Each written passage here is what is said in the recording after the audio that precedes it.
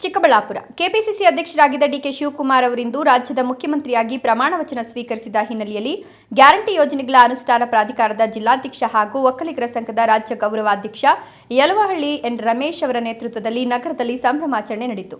ನಗರದ ಹೊರವಲಯದಲ್ಲಿರುವ ವೀರಾಂಜನೇಯ ಸ್ವಾಮಿ ದೇವಸ್ಥಾನದಲ್ಲಿ ವಿಶೇಷ ಪೂಜೆ ಹಾಗೂ ಅಭಿಷೇಕ ನೆರವೇರಿಸಿದ ಯಲುವಹಳ್ಳಿ ರಮೇಶ್ ಡಿಕೆ ಶಿವಕುಮಾರ್ ಅವರಿಗೆ ಉತ್ತಮ ಆಡಳಿತ ನಡೆಸುವ ಶಕ್ತಿ ಲಭಿಸಲಿ ಹಾಗೂ ಯಾವುದೇ ಅಡೆತಡೆಗಳು ಎದುರಾಗದಿರಲಿ ಅಂತ ಪ್ರಾರ್ಥಿಸಿದರು. ಈ ಸಂದರ್ಭದಲ್ಲಿ ತೆಂಗಿನಕಾಯಿ ಒಡೆದು ವಿಶೇಷ ಪೂಜೆ ಸಲ್ಲಿಸಲಾಯಿತು. ನಂತರ ನಗರದ ಬಿಬಿ ರಸ್ತೆಯಲ್ಲಿ ಪಟಾಕಿ ಸಿಡಿಸಿ ಸಾರ್ವಜನಿಕರಿಗೆ ಸಿಹಿ ಹಂಚುವ ಮೂಲಕ ಸಂಭ್ರಮಾಚರಣೆ ನಡೆಸಲಾಯಿತು. ಈ ವೇಳೆ ಮಾತನಾಡಿದ ಯಲುವಹಳ್ಳಿ ಎನ್ ರಮೇಶ್, ಡಿಕೆ ಶಿವಕುಮಾರ್ ಅವರು ಮುಖ್ಯಮಂತ್ರಿಯಾಗಬೇಕು ಅನ್ನೋದು ನನ್ನ ಹಲವು ವರ್ಷಗಳ ಕನಸಾಗಿದೆ. ಅವರಿಗೆ ಸಂಕಷ್ಟದ ಸಮಯದಲ್ಲಿಯೂ ಇದೇ ದೇವಾಲಯದಲ್ಲಿ ವಿಶೇಷ ಪೂಜೆ ಸಲ್ಲಿಸಿದ್ದೆ. ಅವರು ಮುಖ್ಯಮಂತ್ರಿಯಾಗುವ ದಾರಿ ಸುಗಮವಾಗಲಿ ಅಂತ ದೇವರಲ್ಲಿ ಪ್ರಾರ್ಥಿಸಿ ತೆಂಗಿನಕಾಯಿ ಒಡೆದಿದ್ದೆ. ಎಂದು ಆ ಕನಸು ನನಸಾಗಿದ್ದು ಇಡೀ ಕಾಂಗ್ರೆಸ್ ಕಾರ್ಯಕರ್ತರಿಗೆ ಹಬ್ಬದ ಸಂಭ್ರಮದ ವಾತಾವರಣ ನಿರ್ಮಾಣವಾಗಿದೆ ಅಂತ ಹೇಳಿದರು. ವಿಶೇಷವಾಗಿ ನನಗೆ ಮತ್ತು ಡಿಕೆ ಅಭಿಮಾನಿಗಳಿಗೆ ವಿಶೇಷವಾದ ದಿನ. ಆಂಜನೇಯ ಸ್ವಾಮಿ ಆಶೀರ್ವಾದದಿಂದ,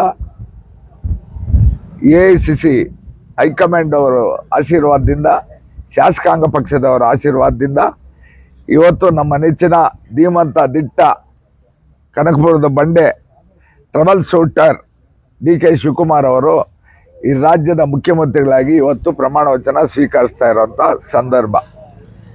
ಈ ಸಂದರ್ಭದಲ್ಲಿ ವೈಯಕ್ತಿಕವಾಗಿ ನನಗಂತೂ ಭಾಳ ಆಸೆ ಇತ್ತು. ಅನೇಕ ವರ್ಷಗಳಿಂದ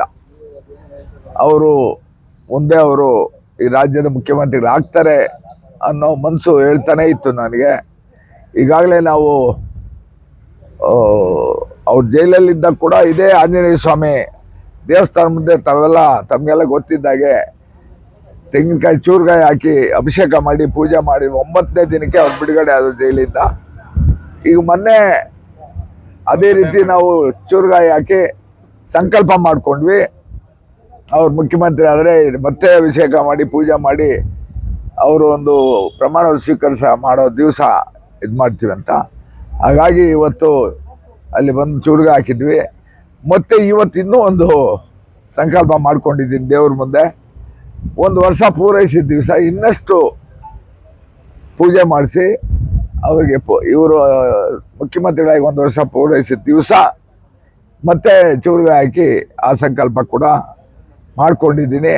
ಮುಖ್ಯಮಂತ್ರಿಯಾಗಿ ಅವರು ಜನಪರ ಹಾಗೂ ಅಭಿವೃದ್ಧಿ ಪರ ಆಡಳಿತ ನೀಡಲಿದ್ದು ಯಾವುದೇ ರೀತಿಯ ಅಡೆತಡೆಗಳು ಎದುರಾಗದಿರಲಿ ಅಂತ ದೇವರಲ್ಲಿ ಪ್ರಾರ್ಥಿಸಿದ್ದೇನೆ.